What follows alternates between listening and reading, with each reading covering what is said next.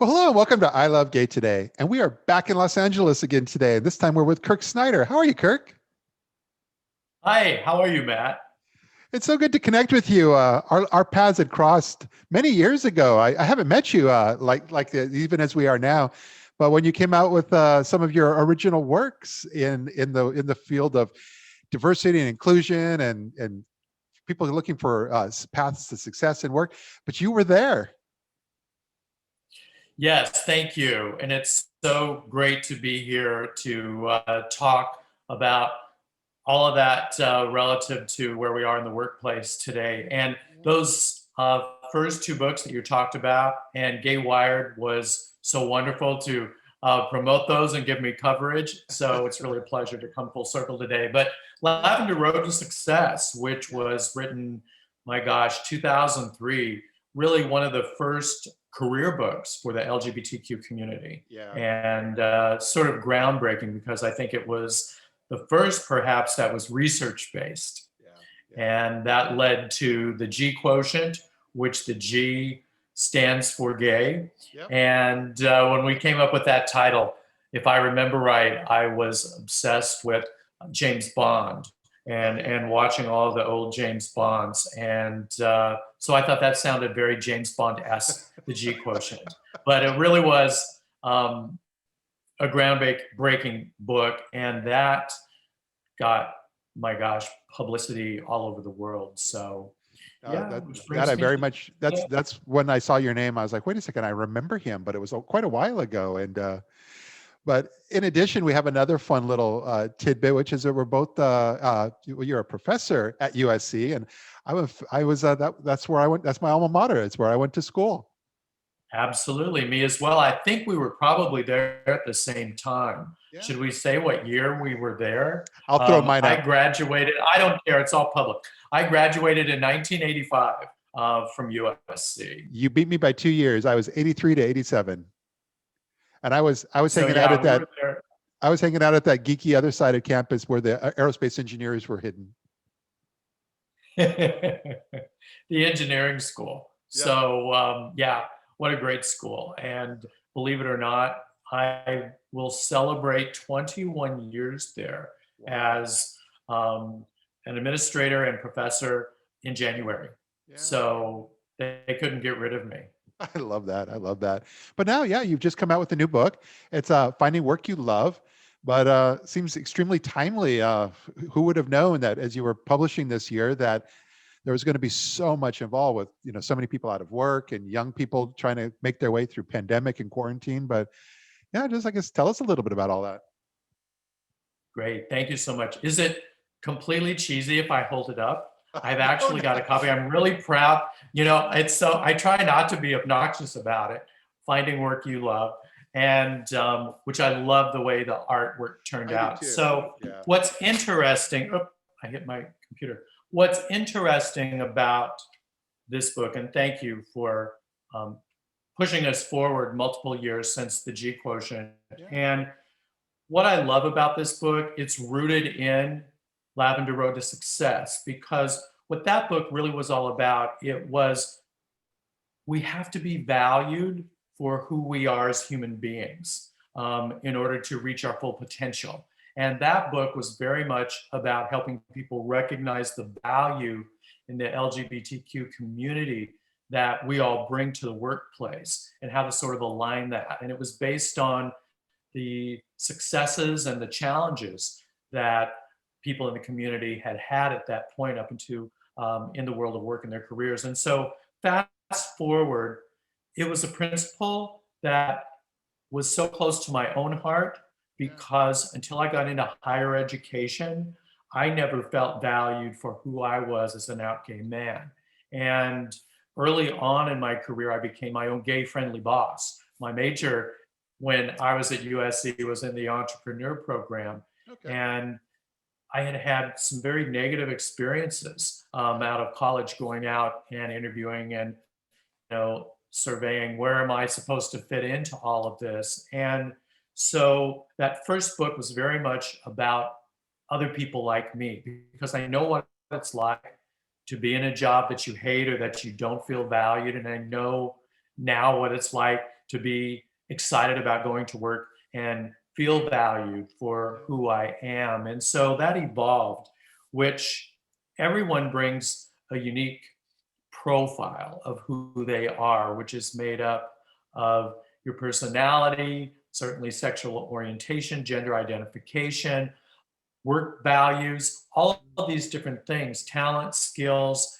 and that equation held true. And I was asked to develop career classes at the university because we really wanted to take a lead on helping students graduate into jobs that they love. So I brought a lot of that work from Lavender Road and even in the G Quotient, which was really about gay leadership forward. And so what I came up with, and I trademarked it, I call it the working you system. And what that means is when you are valued for who you are at work, you're working you. And it's all about recognizing and valuing who you are. And so it had been so successful at the university, and I decided to take it out, and we wrote this book. Penguin Random House was excited about it, and so just came out. And here we are in COVID. Wow. Yeah, and I know the timeliness couldn't have been better, because I've noticed that like Wall Street Journal has interviewed you in some of their articles, and so your message, it seems to be resonating at a time when people are really trying to, a lot of things are being rethought and there's going to be new ways of doing things, and it seems that your field is part of that. Absolutely. I mean, we're entering a new world of work, Yeah. and historically, people could be dictated into engagement. And because of where we are in terms of technology, transparency, we have to be motivated into engagement. And that calls on a completely different type of fit for us to set ourselves up for that kind of success and intrinsic motivation, which is really what I believe people mean when they say, find your passion. It's about being excited because the job's about me, because it's helping me be who I want to be in the world. It's helping me get where I want to go. And what this working you system does is create this synergy, this power, if you will, between who you are and what you do that generates that intrinsic motivation for everyone. So while the new book is Finding Work You Love, is about targeted for college students, and it's undergraduate, graduate students, anyone who recently graduated and find themselves in a role or a situation they really aren't happy with, that this helps guide them to that place where you can be valued for who you are in the world of work. And COVID is the book, it's funny. I finished the book before COVID started, right before. Yeah. And there's a section in the book called Facing Challenges, because there's always things, economic, political things we can't control that impact the world of work. So I had this section that's all about that. And it was very much about adapting your plan to accommodate the value you bring, but at the same time, the realities of the world of work. So I went to Penguin Random House, and they were wonderful. And I said, why don't we do a workbook? And let's blow that section out so the book stays evergreen, but let's do something special. And we did. And we were both committed to making it free. So if you go to my website and it's connected to Penguin Random House, we actually took that Facing Challenges section in the book and blew it up. So everyone, whether you buy the book, whether you don't, because so many people are facing so much adversity and so many people have lost jobs.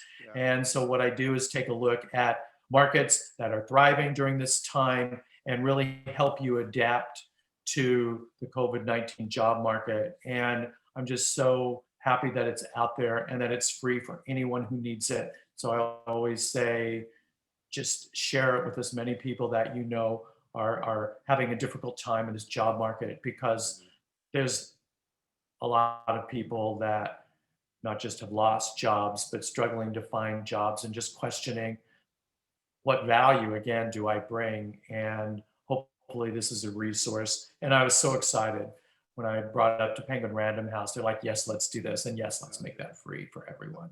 That's perfect. It's funny. My only 2 cents in the grand scheme of the world you're in is that I've told folks over the years, you always know if you're in a job you love or a career path that you love. The litmus test is Sunday night. When it's Sunday evening and it's after dinner and you're on the couch with, and if your thought process is, I'm excited, I can't wait for tomorrow morning, then you've made the right choice. But if you're sitting there saying, oh, it's Sunday again, it came too fast and tomorrow seems like a dread, it's time to start thinking about. Absolutely. And I think sometimes people get used to the dysfunction, Yeah. and I think change can be fearful. Yeah. But I think it all goes back to when you recognize the value that you bring, that who you are as a unique individual, you know, will be recognized and valued when you're in that right fit. And you're so right. I mean, I remember a long time ago when I would have that pit in my stomach, and even more so when the alarm went off on Monday morning or any morning where you have to go somewhere where you don't want to be. And it's just an awful feeling because you can compartmentalize so much, but we are who we are 24/7. Yeah. So the more we can create that connection between who we are and what we do, the faster we're going to realize our dreams. And life is short. You know, we spend almost 92,000 hours, and that's years and years and years and years if you put them together. Life is so short to spend if we can otherwise create this work relationship where we're excited about getting up and going to work. No, I agree. And but in the LGBT space, there are organizations that really try to help and focus on college students, LGBT youth, trying to navigate, their career paths. Do you work with any of those? I've worked with some of the traditional business LGBTQ organizations like Reaching Out, MBA, but there are so many wonderful organizations like the Trevor Project, for example, that help students. Even in 2021, as you know, students and young people get kicked out of their homes, of their families. And these organizations help people stay in school and recognize that value and achieve their potential. So it is, the work that they do is so phenomenal because so many young people, high school students, college students, are in environments where their physical safety is an issue. And you can't learn, you can't maximize. It's a mindset that you're less than. And I guess my overall message is that you are more than. And who you are, your sexual orientation, your gender identification, those are important parts of who we all are. And again, if we can recognize the value that brings in the world of work and how to align that in fields, companies, roles where we're going to be rewarded and valued for who we are, I just think makes the world a better place. And to see anyone feel that they don't deserve to succeed breaks my heart. Yeah, well put. Well, this is amazing and wonderful to be able to reconnect. And I'm really glad that you're able to take some time and just share your story and share a bit about what you're doing with our audience and the rest of the world here. So no, thank you so much. And I look forward to when I'm in LA again to be able to actually connect with you in the real world there. Absolutely. And hopefully we'll all be vaccinated and we can just be together. Yes, we will. I'll give you a tour you would not believe as an alum to come back to campus to see if you haven't been there for a while. I have not. Love to give you a tour. Well, thank you. Well, thanks again for being here and talk to you soon. Thank you, Matt. Take care of yourself. Take care, everyone. So good.